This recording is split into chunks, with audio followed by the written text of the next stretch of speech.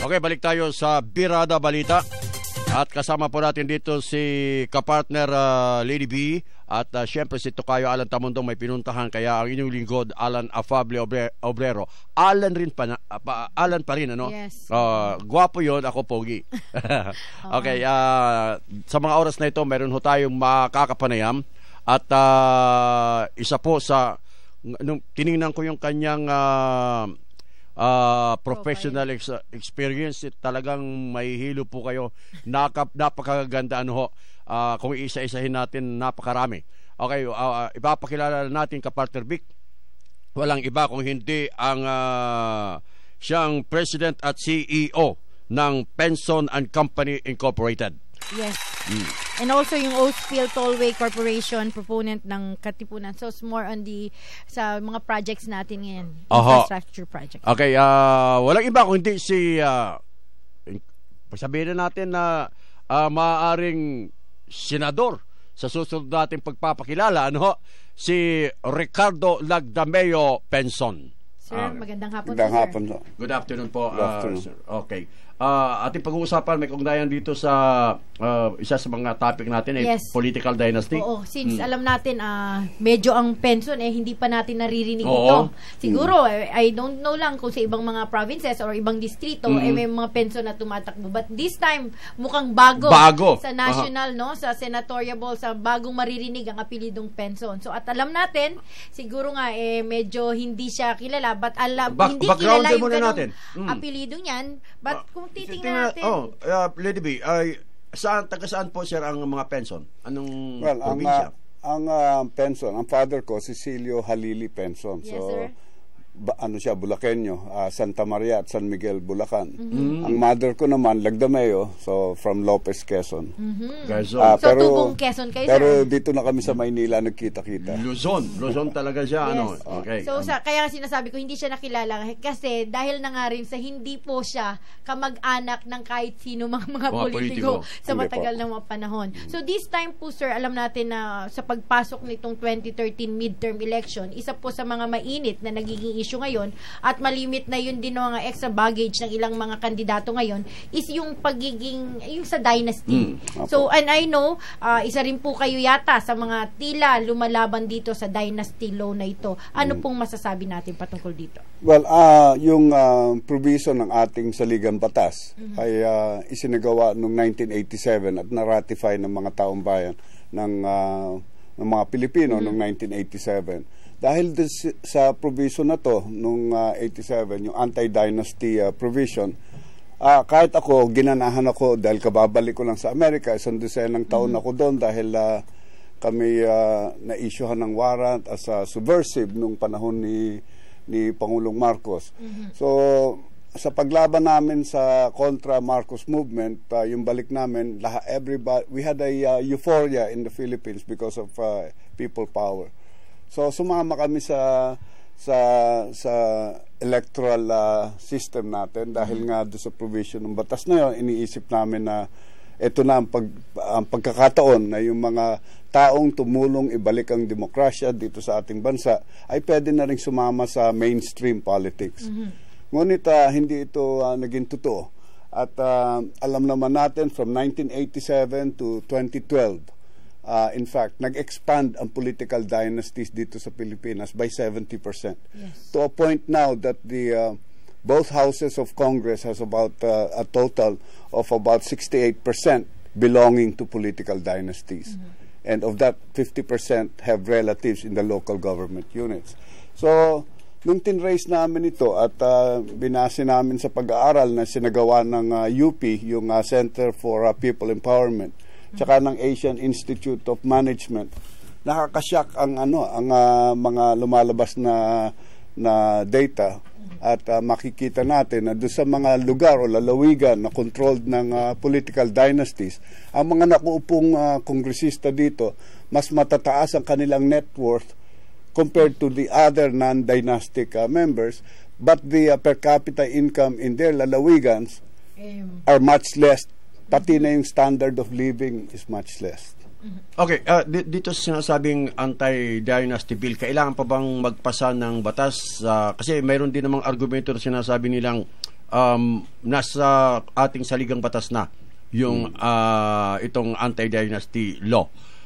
Kailangan pa ba magpasa pa ng batas para talagang mahimay-himay yung kung ano ang ibig sabihin ng anti-dynasty bill? Opo, Kaalan, ganito yan eh. Noong 1987, after it was passed, tatlong natitirang avenues para sa taong bayan. Unang-una, dahil sa provision nga na ito na sinasabi as defined by law, yung political dynasty, which, by the way, lahat ng Pilipino, alam natin kung anong ibig sabihin ng political dynasty except our own Congress, no? That's one. Kasi may kanya-kanya silang definition kung maalala. That's right. Number two, kaya kami tumakbo noong 92 upang isagawa itong provision ng Constitution. Pero hindi nga tayo nagwagi. So okay lang yon. It was an exercise. It was a learning process. Pero the second avenue is that there's the so-called judicial review. But that can only happen kung ang ating Korte Suprema ay yung tinatawag na proactive. Ngunit hindi mangyayari ito dahil ilang beses na sinubukan ng taong bayan yan. Sasabihin lamang ng Korte Suprema, hindi kami pwede mag-utos sa co-equal branch of government. Yes. So, at isa pa, hindi kami pwede gumawa ng batas. Nakalagay sa saligang batas, Kongreso lang ang magdi-define.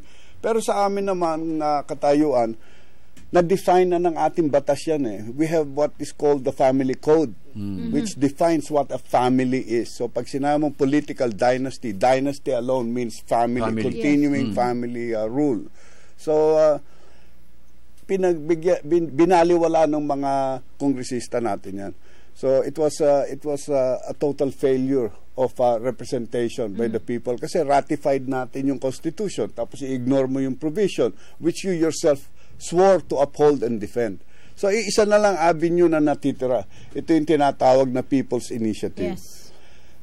Nung sinimula namin yung krusada kontra dynasty, nakakatuwa dahil biglang ang dami na ngayon pinag-uusapan na itong political dynasty. Ito na isa sa mga hot issues ngayon.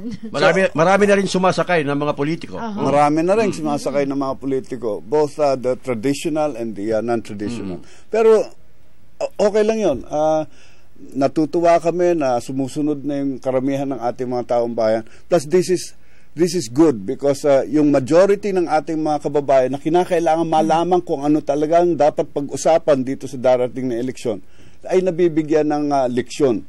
At nagkakaroon tayo ng semblance of maturity prior to the midterm election. Yes. Sir, with this People's Initiative, ilang porsyento po ba ang kailangan natin? Dahil alam natin, hindi na nga nakikitang posibleng pamamaraan ang mababa at mataas na kapulungan ng Kongreso. And with this, another means, yung People's Initiative, ilang porsyento po ba ng tao ang kailangan yung kumuha ng lagda upang maiakyat natin ito? Ang kinakailangan ay 10% of the registered voters. Kung sa ngayon, do sa estimate ngayon ng mga political parties at estimate namin at estimate ng COMELEC dahil hindi pa na-finalize ng Electoral Review Board yung final list, nasa 57 million voters. So we will require they will require 5.7 million signatures. It is an almost impossible task. Kaya natutuwa ako na yung chairman dati nung Noynoy Aquino for President Movement na nagsimula nung signature campaign ay kasama na namin sa krusada kontra dynasty, si Eddie Roses, yung anak ni Chino Roses. At isa pa na kakailanganin, you need 3% of every congressional district. Kailangan mo 3% ng registered voter kada distrito sa Pilipinas. So, pag may isang distrito lamang sa, for example, sa Batanes, na hindi ka nakakuha ng 3%, wala na. Tapos na. Maraming mga magkakamag-anak na naghahari sa iba't ibang mga lugar. Kaya sabi sa report parang ang anti-dynasty bill na talagang kung gagawin, mabuburo daw sa Kongreso. Kasi mismo yung mga kongresista at mga mambabatas natin sa upper at lower houses ay hindi na talaga gagawa ng hakbang dito. Pero kung sakasakali kayo papapala rin, sir, ito po yung inyong ipaglalaban? Nung isinulong namin yung krusada kontra dynasty. Ako pa ay pumirma in public at ito'y sinuminti namin sa mga ahensyang involved at sa records ng aming mga abogado ng isang covenant with the people na pag tayo nagwagi sa 2013, isusulong natin itong anti-dynasty bill and its implementing rules so that by 2016 siguradong yung provision ng constitution natin ay nakasalang na. So, at kung hindi mangyari to, magre-resign ako sa 2016. So, this time, sa tingin nyo po, no, since ito po yung isa sa mga nakikita nating sitwasyon, at alam natin, parang hindi na po to nagiging realistic as of this time dahil nga po sa sitwasyon natin. But sa inyo po, bilang alam natin sa susunod may posibilidad na maging isa pang mambabatas. Bukod po dito sa anti-dynasty bill, ano pa po ang ilan sa ating mga nakikitang advokasya na maaari nating maitulong para mas higit na magkaroon ng reforma ang bansang Pilipinas? Mahirap salang ng sisi.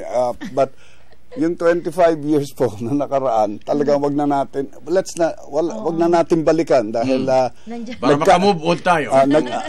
Nagkamali na yung ating kongresista at kailangan malaman ng taong bayan na ito'y naka-provision ng ating saligang batas na binaliwala nila. Plain and simple, binaliwala nila. So dito, maraming nawala ng pagkakataon na yung kanilang anak o apo ay umunlad na meron ding mga plano magserbisyo sa ating pamahalaan. Having said that, sa dami ng naghihirap ngayon dito sa ating bansa, yung tinatawag namin, ito yung suntok ng ating plataforma, itong anti-dynasty bill. Pero meron tayong mga sanga, yung ating basic platform, foundation of our platform will be one, yung education. Okay. Yes. Starting with the young children. Kailangan magkaroon tayo ng interagency coordination, let's say between the DEX, Department of Health, DILG, na yung mga kabataan natin, especially in the poorest areas of our country, mabigyan ng nourishment or feeding program so that ang comprehension nila ay tumaas. Alam na ng lahat na dito sa Asia, ang Pilipinas ang pinakamababang comprehension sa education. Number 2, bigyan natin ng pagkakataon na yung ating mga contract workers na bumabalik, na wala namang ginawang masama na tumulong sa ating ekonomiya, ay babigyan ng equivalent ng kanilang kinita nung huling taon nilang employment na pautang ng gobyerno upang sila ay makapagsimula ng maliit na kalakal o maliit na livelihood para hindi na sila bumalik muli after say 2 years. No? Hindi na sila mag-contract worker uli. Sapagkat at dito naniniwala ako, nakasama ko si Pastor Kibuloy dito. Naniniwala ako na sa bawat isang ama o ina na maging contract worker, nagkakaroon tayo ng yung basic unit ng ating society ay nagiging unstable ang unit na yun. Kaya kinakailangan bigyan na natin sila ng potential future in our own country. Kung hindi man employment, bigyan natin sila pagkakataon na yung galing nila doon sa ibang bansa ay pagkitaan nila dito sa sarili nilang bansa. Number 3, yung small and medium enterprise. Baguhin natin ang ating banking foundations para naman po na hindi naman na pinagtatawanan na tayo. 60% ng ating loan portfolio ng top 10 banks goes to the top 100 corporations of the Philippines. And the rest goes to the stockholders of those. So ang natitira halos wala pang 10% ng loan portfolio. Mali yan. Paano kung natin tutulak ang entrepreneurship?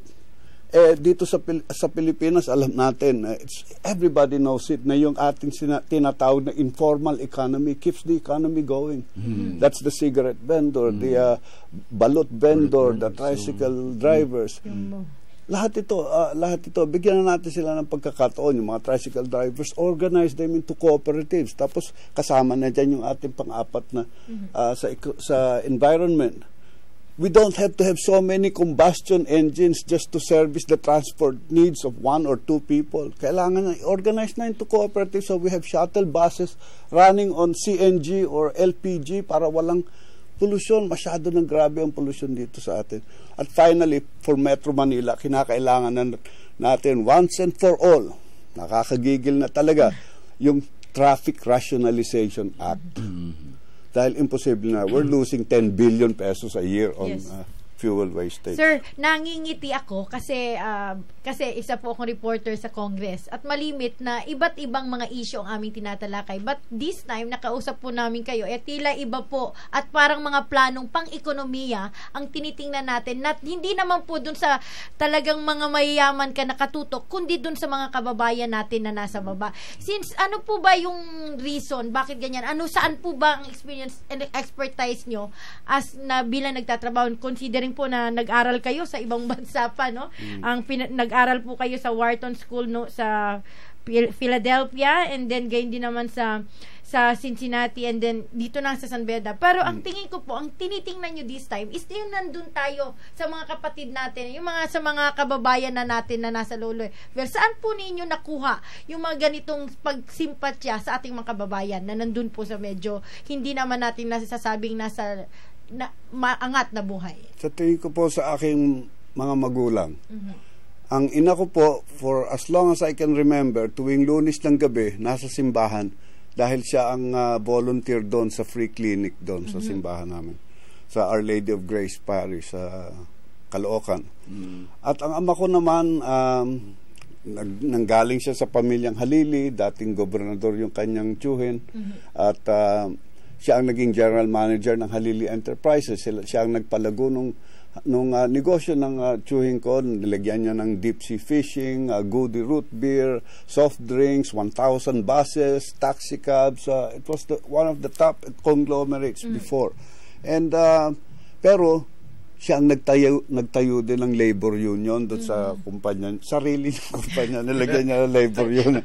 So hindi natuwa yung tiyuhin ko sa kanya, pero but he knew he could find employment right away dahil magaling naman siya, napalaki niya. At dahil doon, sinimulan din niya yung Prison School of Applied Arts and Sciences noong 1974.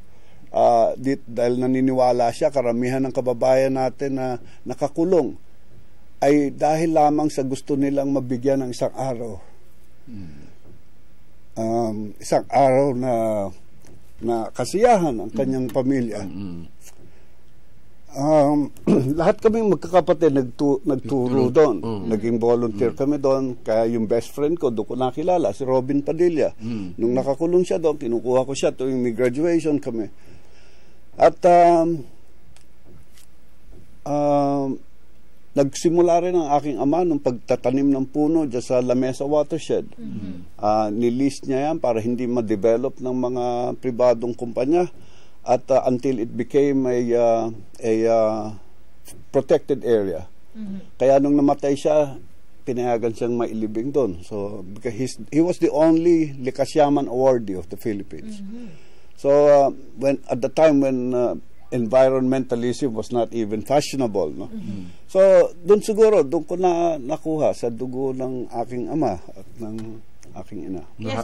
Mahalaga na may pagpatuloy ho ninyo yung mga ganong advocacy, sir, at mabuti at mayroon tayong kagaya ninyo na sasabak sa ganyang larangan sa pagkikibaka at harinawa maging successful po kayo sa darating na mga araw. Yes, sir. Salamat Kanina, isa rin po sa sinasabi nyo is din yung problem po natin sa trapiko. At yun talaga po ang perennial problem. At talagang wala pa tayong narinig na isang chairman ng MMDA na nakagawa ng mga solusyon patungkol dito. So sa inyo, sa tingin nyo po, ano po yung mga posibilidad na makakatulong para po maiwasan itong laging tuloy na palalang problema natin sa trapiko? Basic lang po umpisahan natin sa high school. Bago ka makakuha ng high school diploma, kinakailangan pasado ka ng driver education course. Alam mo ang road courtesy, alam mo ang driving rules. Para maging enforcer ka man o bus driver, alam mo yung batas. Alam mo yung dapat at alam mo yung tama, alam mo yung mali. Dito wala. Enforcers natin, they don't even know how to drive. Tapos mga driver natin, nagbigay lang ng 500 sa LTO, may lisensya na, professional license ka na. Balita ko, bulag nga daw, nai-issuehan ng lisensya sa LTO. So, pero sa tingin ko, nagbabago naman yon. Hindi ko binabasag dito Pinoy. I mean, Yes. siguro naman dahil Siguro, naturuan ko rin siya no. magmaneho ng maayos. Mayroon naman mga pagbabago ngayon pero hindi pa yun talaga ang inaasahan natin na marating. Kaya nga nandyan po kayo at gusto ninyong isulong pa mga pagbabago. Okay, isa sa mga nais rin naming matugunan kung anong pananahuhuli nyo rito, hindi lang sa traffic o hindi sa mga pagbaha. Sa Metro Manila, mayroon ba kayong nakikita kung future senator, mayroon ba kayong nakikita maaring gawin ng ating pamahalaan para naman maibsan o kaya kung hindi man maibsan, mawala na talaga itong mga pagbaha kapag kapag umuulan dito sa Metro Manila? Kaalan, isa yan sa rason kung bakit ako tumatakbo. Ganun ba? Alam nyo, magdadalawang taon na ngayon, dahil sa dami ng aming inhinyero at sa tagal ng proseso para makakuha ka ng approval ng PPP projects dito sa ating bansa, pinag-aralan namin yan. Sinamahan ko sila, pinag-aralan namin. At nagsumite kami sa MMDA, Kitolentino mismo, ng proposal, no cost to MMDA, na lahat ng mga areas na may national road na known to be nagbabaha, low-lying areas, meron kaming binigay sa kanyang preliminary engineering niyan, nagagawan mo ng wall, gagawan mo ng containment area, ponding area, tapos tambakan, lagyan ng kalye sa ibabaw para hindi baha. Yung tubig, pag nag-ulan at nagbaha, nandun sa ilalim, na may pumping stations ka, yung dito sa may White Plains, yung reservoir natin dyan sa Horseshoe, malaki ang capacity noon, 700,000 cubic meters, which is sufficient to cover all the flood waters in one day. You can pump up the flood waters there and then clear it and filter it so that it becomes part of the para ang baha hindi nasa kalye, nasa gripo. Doable ba talaga yung mga sinasabi niyo, sir? Doable po. Doable po, and that's why we were ready to stake our. That's why we need you siguro, sir, sa totoo lang kasi yung mga sinabi ni sir parang hindi ko yan naririnig sa ibang mga nagiging nakakapariyam namin dito, Mr. Penson, kasi yung sinabi ho ninyo pupunta doon sa isang area, tapos ipapump out, tapos gagawin pa natin kapakit-pakinabang, pupunta sa mga gripo. Hindi masasayang. Napakaganda, Kaso lang, yung sinasabi ko, doable ba yun? Doable po. Yung isa pang proyekto namin, Kaalan, nung December 1, 2011, naimbita ako sa Paris, France. At doon po, sa World Infrastructure Summit, binigyan kami ng Transformational Engineering Award, the first of its kind in the world. Dahil yung ating proyekto, yung North Luzon East Expressway, not only is it a toll road, but it will, yung kalye ginawa namin catchment at may mga holding ponds siya para makakapag-provide siya ng 15.2 million cubic meters of bulk water to the La Mesa Reservoir. At the same time, yung pipeline na dumadaan sa ilalim sapagkat ang easement na gagamitin namin sa MWSS, since under construction na rin lang yon sa pag-aaral namin, yung pipeline na yun, kasi malaki po sa kwartong ito, kasya ang truck.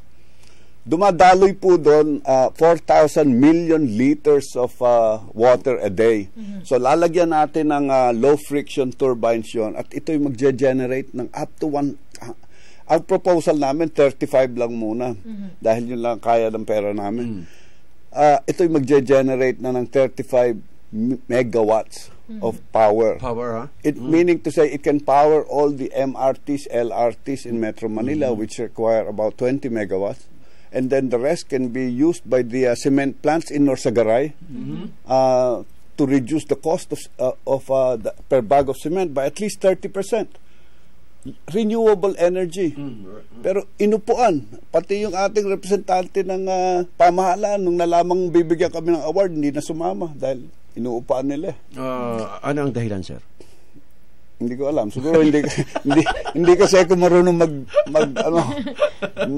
maglagay? Siguro dahil bawal sa religion ko.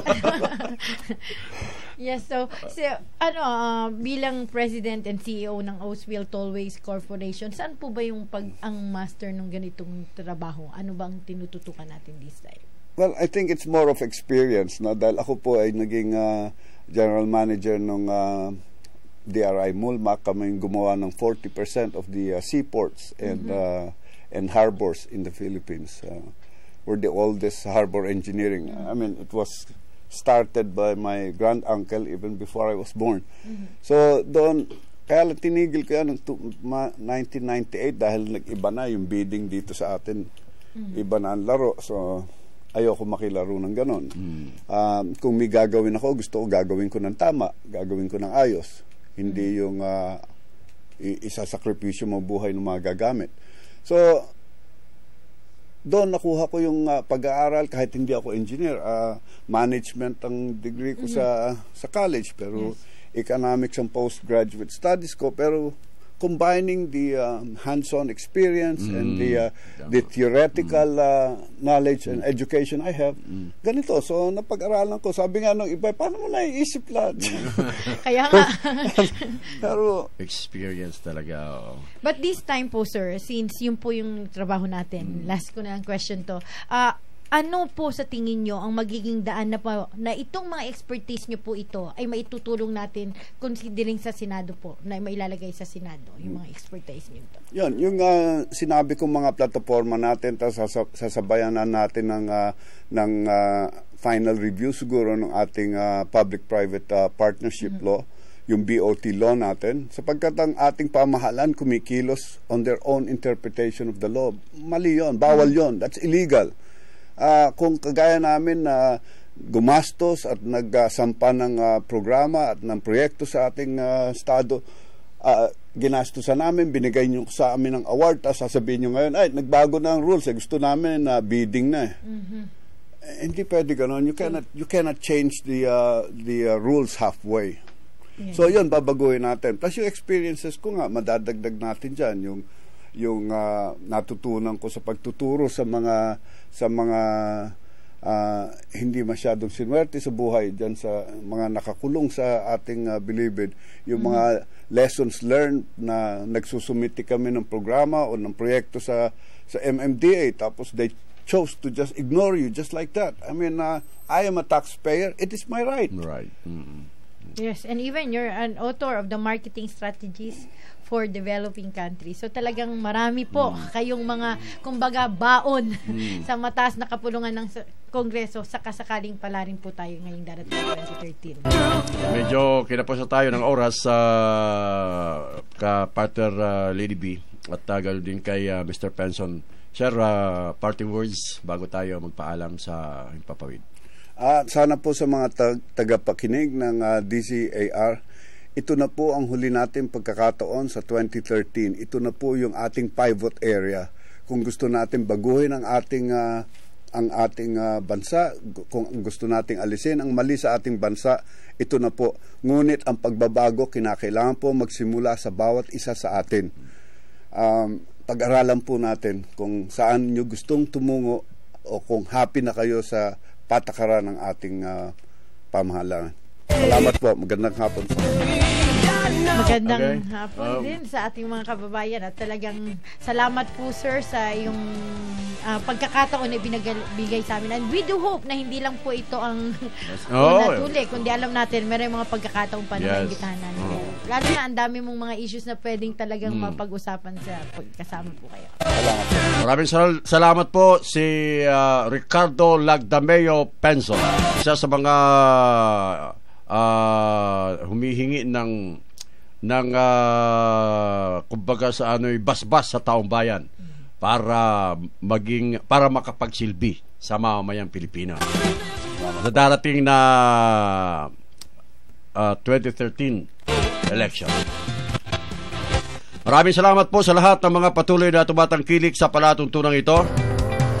At sa pangalan po ni kapartner Alan Tamundong, sa pangalan din ho ng nasa likod ng palatuntunang ito, ako naman ang inyong lingkod, sa pangalan ni Pastor Apollo C. Kibuloy, yung pinakamamahal naming pastor, Alan na Fabio Obrero, nagpapaalam. Mabalos, wasalam. Binayang po, magandang hapon sa inyong lahat. Mabalos, wasalam, damong salamat, tagan salamat sa inyong tanan. Diyos tayo, angina ka na kayo. Amin. Glory to God. Birada Balita. Inyong napakinggan ang Birada Balita. Mga balita bukas, ngayon ng broadcast. Maraming salamat sa inyong pagsubaybay. Sa Pilipinas, iisa lang ang bagong bukang bibig, ang alternatibong media network na nagtutrumpet at naghahatid ng magandang balita sa buong daigdig. SMNI, Sunshine Media Network International, where everything is possible.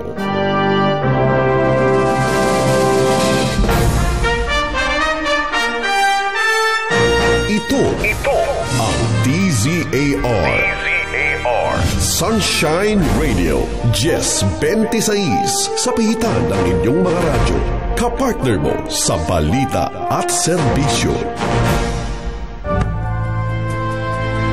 Iniibig ko ang Pilipinas, aking lupang sinilangan, tahanan ng aking lahi. Pinupupop ako at tinutulungang maging malakas, masipag at marangal.